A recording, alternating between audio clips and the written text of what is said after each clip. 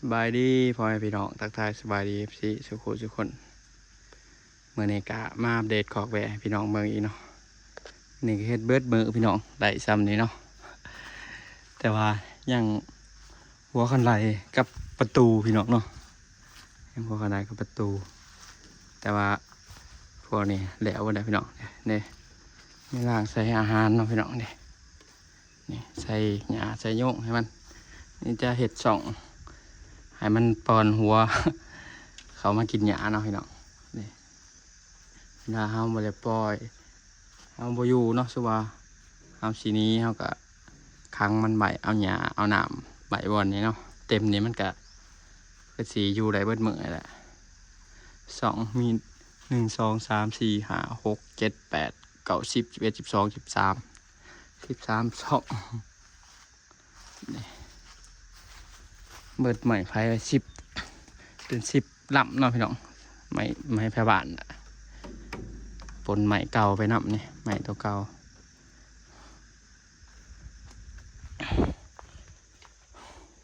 พอดีเข้าเมื่อที่3เห็ดยังบ่แล้วอยู่ยังแล้วนะยังหัวคันไดกับประตูได้พี่น้องหักอยู่เนาะ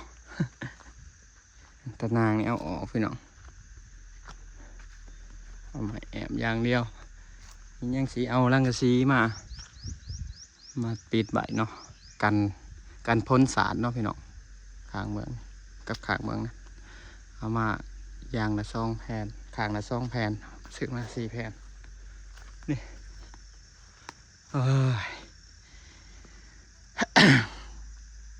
เห็ดแบบประหยัดงบพี่น้องเลย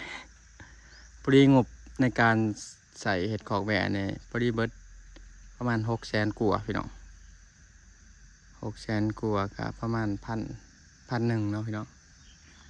ที่รักๆก็ซื้อไม้นี่นะพี่น้องซื้อไม้เส้นนี่เนาะเก่าเส้นไม้เก่าเส้นกับตะปูวัฒนะที่เหลือเป็นไม้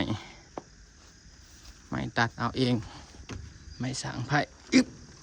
ขึ้นมานี่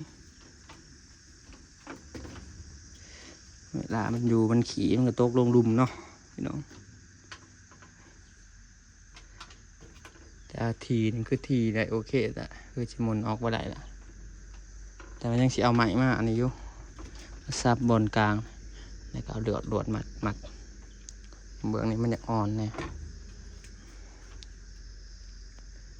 คักแล้วพี่น้อง เรือตะแบะบ้านนี่คนแหละจังมือได้แหละคอยหาไปเรื่อยๆพี่น้องเอ้ยแบะก็ได้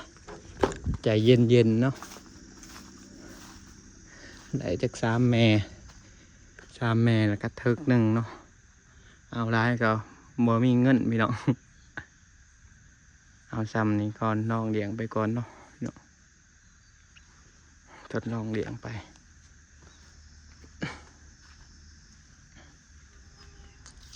วันใดนี่ตัดใหม่นะตัดใหม่มาตัดเห็ดทีกันเลยนะเดียนกันเลยเห็ดทีกันเลยให้มันขึ้นง่ายๆ ส่วนบางเมืองนี่ก็ปลาไหลให้งัวลบฝนเนาะพี่น้องก็พอดีไหลเบิด2 อย่างเนาะไหลทึงขอกแหวะไหลทึงขอกงัวให้งัวลบฝนพี่น้องยามฝนเนาะถือว่าเราเห็ดถือก็ได้เบื้องนี้ก็ปลาให้งัวนี่ก็ขอกแหวะเพราะว่างัวเขาก็ส่วนได้ก็มีแต่ปล่อยเนาะยามแดงมีแต่ยามฝนขนาดเดียงเอาตัดหญ้าตัดโยงให้มัน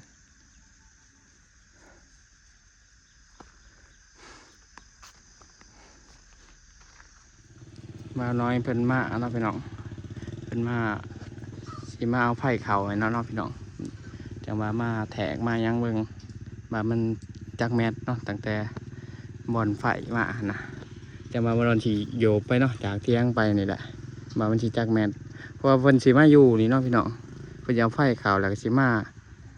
อันนั้นแปลงขอไก่อยู่เนาะก็ยังเฮ็ดมันเป็นเฮือนนะเนาะพี่น้องเพิ่นอยากมาอยู่เนาะพี่น้องก็ดีคือกันเนาะแห้งดีเนาะพี่น้องบ่ดอนมีไฟมียังบ่ดอนกระเดียงซัดเนาะพี่น้องเพิ่นอยากมาอยู่ก็มาแห้งคักแล้วเดี๋ยวบ่ดอนสิโยบไปเนาะพี่น้อง โยบไป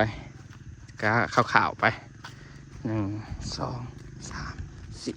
5 6 7 8 9 10 11 12 13 14 15 16 17 18 19 20 21 22 23 24 25ตัดภาพมาเพื่อนพี่น้องก็คือขโยบอันได้560 เมตรเนาะพี่น้องก็คือโค้งไปตามทางเลยเนาะโมได้ลัดเนาะคำว่าลัดเนี่ยก็สิประมาณ520 หรือ530นี่เนาะแต่ว่าขอว่าซื้อเพื่อไว้ด้วยจำ550เนาะ550 เมตรซื้อมาประมาณนี้ ไรขาวๆบ่ฮอด600เนาะพี่น้องก็คือคันบาซื้อก็ซื้อ600ลงมาซะ600 เมตรลงมาเนาะแต่หน้าคอยหน้าหวยหัน500 เมตรก็ซื้อเนาะก็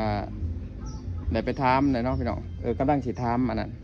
ค่ากองเตอร์พี่น้องค่ากองเตอร์มาเอาไฟลงหันเท่าไรเนาะพี่น้องแล้วก็หูราคาค่ากองเตอร์แดกก็จังสิไปถามราคาซ้ายมันเนาะมามันราคาเท่าไรคู่มื้อนี่อันซ้ำซ้าย16เนาะพี่น้องถามให้น้องเนาะเป็นกำลังเพิ่นก็จะฮู้ราคาเนาะพี่น้องว่ามันราคาเท่าไรค่ะเอากองเตอร์ลงเพิ่นกำลังแปลเบอร์เข้ามาบางอย่างเดี๋ยวสิโทรถามครับว่าเขาเอาลงเท่าไรเนาะตอนนี้โทรฮู้ราคาเนาะพี่น้องตามเพิ่นแหละเพิ่นมา4,500,000เนาะ4,500,000แสนกีบพี่น้องก็คือมีแต่กองเตอร์อะไรพี่น้องมีแต่หมอหั่นแหละหมอปั่นไฟหั่นแหละเนาะพี่น้องบ่แม่นหมอปั่นไฟเขาเอิ้นกองเตอร์เนาะพี่น้องก็คือเขาต่อลงมาจากเสามาให้เฮาเนาะกับกองเตอร์4,500,000เนาะพี่น้องก็มีแต่ว่าไปถามราคาซ้ายวันนี้ซ้ายหันประมาณ550 เมตรเนาะพี่น้องความไกลเนาะ550 เมตรไล่ใส่แบบโอ้โหว่ามันสิถึกจักรล้านอันเดียวเนี่ยก่อละ500 เมตรนะตะกี้เขาชื่อ3 ล้านเนาะก่อ500 เมตรเดี๋ยวนี้มันสิบ่ขึ้น4-5 ล้านนะบ่ปานนี้เนาะพี่น้องส่วนเสาหันเขาเอาเสาอันนั้นเนาะพี่น้องเอาเสาไม้ไฟฟ้านั่นแหละไม้ที่คอยเฮ็ดขอกแหวเนาะพี่น้องเพราะว่าคันสิไปเอาเสาปูนเสาอันนั้นมันยากพี่น้องแล้วก็ใส่งบหลายบอกน้องนั่นแหละแล้วก็เวลาเฮาลึงดัดไปกะทั้งเทื่อมันบูป่าไปกะทั้งเทื่อมันโมเมนดินโมเมนดินเฮานะเป็นดินทางดินยังเฮาบ่ฮู้เนาะเทื่อไปถือดินผู้อื่นหั่นเฮาก็สิได้ทอนนี่ได้คันเฮาไปเอาเสาปูนเสาหยังเนาะพี่น้องมีแต่ว่าข้างไปตามน้ำต้นไม้ต้นหยังหั่นเนาะพี่น้องบ่เป็นหยังเนาะเพราะว่าหน้าข่อยก็คือกันเนาะหน้าหวยก็ใส่แล้วก็หน้าข้างๆเขาก็ใส่แบบข้างไปสายปูนสายไฟเขาห่างข้างไปน้ำปลาน้ำต้นใหม่ไปเนาะพี่น้องสำหรับไปใส่เสาปูนเสาแล้วโอ้ใส่เงินลายพี่น้องเนาะก็สิประมาณนั้นเนาะพี่น้องบ่เราแห้งดีใจแล้วน้องสิเอาไฟเขาเนาะน้องสิมาอยู่แต่ก็อยู่แบบบ่มีฟืนบ่มีไฟมีไฟแล้วก็แห้งคักแล้วบัดอันนี้เกือบเป็ดกันพี่น้องเครื่องอันนี้ขอพี่น้องเครื่องมดข้าวเปลือกเนาะมดข้าวเปลือกเป็นห้ำพี่น้องนี่สบายบาทเนี่ยหมดต้องไปซื้อห้ำเนาะเพราะว่าข้าวเปลือกเขาล้าอยู่เลยนะพี่น้องซ้ำสิเกลือเป็ดเนาะเวลามันล้ายกะบดไปให้แบะให้งัวน้ำเนาะพี่น้องเอามันราคาถือกับบดเดี่ยงซัดน้ำเป็ดยังซ้ำนี่แหละเป็ดมีเป็ดไก่ซุ่มอยู่บ้านเนาะพี่น้องกระไรเติบอยู่ได้เป็ดไก่ซุ่มอยู่บ้านอยู่หน้าหันกะประมาณ30-40 โตไก่ซุ่มหน่อยนี่นะนี่แหละเดี่ยงไว้เลยกินพอได้ขากินย่ามหิว เป็ดกันขากิน2-3 โตเลยเพราะว่าขาแต่ตัวผูตัวนี้เลือดแต่เป็ดแม่เต็มอันใหญ่อยู่นี่จังหวะโอ้จะได้ซื้อเป็ดผูมาใส่ใหม่แล้วได้เพราะว่าสีหายมันไข่ได้เนาะพี่น้องส่วนนี้เลี้ยงเอาดุเอาเต่ามันนำว่าแม่น้ำคิงเป็นเกลือล่ะไปเนาะพี่น้องคลิปนี้ก็สิปิดแบบเพียงเท่านี้พี่น้องเดี๋ยวบาจังได้ก็สิมาอัปเดตให้เบิ่งอีกเนาะเรื่องฟืนเรื่องไฟน้องไปเบิ่งกัน2 น้องพุ่นละ